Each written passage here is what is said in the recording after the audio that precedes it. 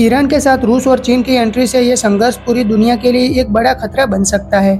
Middle east में माहौल तेजी से बदलते दिखाई दे रहे हैं। अमेरिका और इजराइल के साथ चल रहे तनाव के बीच ईरान ने जिस तरह से जवाबी कार्रवाई की है, उसने वॉशिंगटन की चिंता बढ़ा दी है। कई रिपोर्ट्स में कहा जा रहा है कि अमेरिका को उम्मीद नहीं थी कि ईरान इतनी तेजी और ताकत के साथ पलटवार करेगा। मिडल ईस्ट में अपनी सैन्य मौजूदगी बढ़ानी पड़ रही है। खबर है कि अमेरिका और एक एयरक्राफ्ट कैरियर इस क्षेत्र में भेजने की कोशिश कर रहा है ताकि अपने सैन्य दबाव को और मजबूत किया जा सके।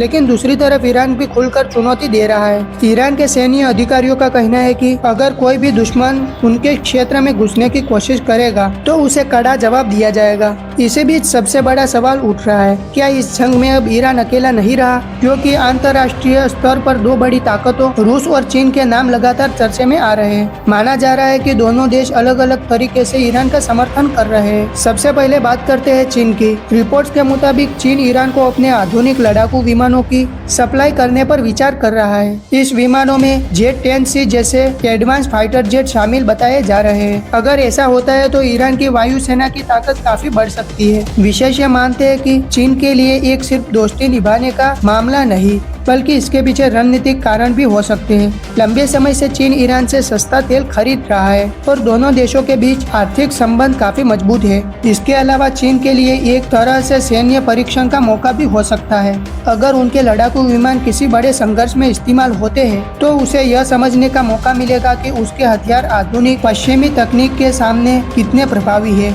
अब बात रूस की करें तो रूस पहले से ही अमेरिका के साथ कई मोर्चे पर टकराव की स्थिति में है। यूक्रेन युद्ध के कारण रूस और पश्चिमी देशों के रिश्ते पहले ही खराब हो चुके हैं। ऐसे में रूस के बारे में भी कहा जा रहा है कि वह ईरान को खुफिया जानकारी और सैन्य तकनीक के जरिए मदद दे सकता है। कुछ रिपोर्ट्स में यह भी दावा किया गया है कि रूस ने ईरान को सैटेलाइट इमेज और सैन्य गतिविधियों से जुड़े जानकारी उपलब्ध कराई है। इतना ही नहीं, रूस के पास बड़ी संख्या में सैन्य ड्रोन मौजूद है और संभावना जताई जा रही है कि ईरान को भी ड्रोन टेक्नोलॉजी में सहयोग मिल सकता है। अगर वास्तव में रूस और चीन दोनों ईरान के साथ खड़े होते हैं तो ये संघर्ष सिर्फ क्षेत्रीय जंग नहीं